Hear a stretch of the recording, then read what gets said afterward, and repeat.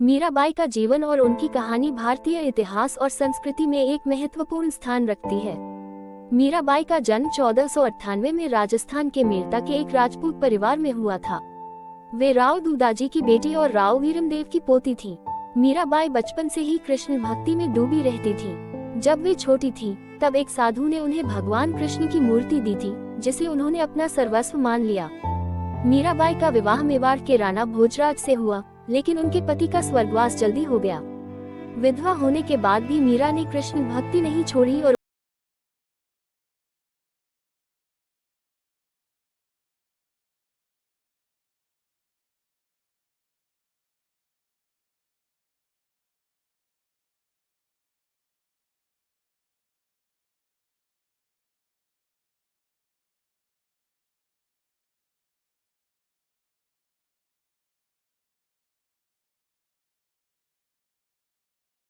महत्वपूर्ण पहलू ये था कि उन्होंने सामाजिक मान्यताओं और परंपराओं की परवाह नहीं की और सच्चे मन से अपनी भक्ति को निभाया।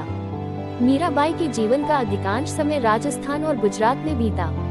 कहा जाता है कि वे द्वारका चली गईं, जहां वे अंततः भगवान कृष्ण में लीन हो गईं। उनकी मृत्यु का समय और स्थान निश्चित नहीं है, लेकिन ऐसा माना जाता है कि वे 1547 में ब्रह्मलीन हो गईं। मीराबाई का जीवन संघर्ष, साहस और भक्ति का प्रतीक है।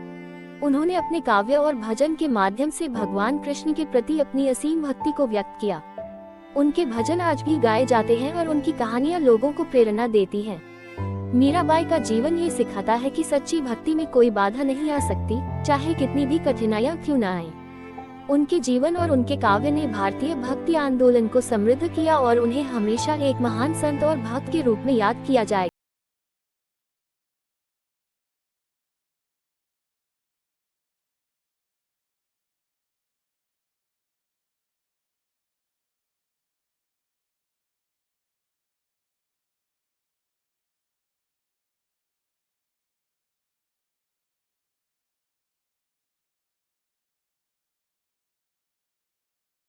विश्वास के लिए लड़ाई की कहानी भी है।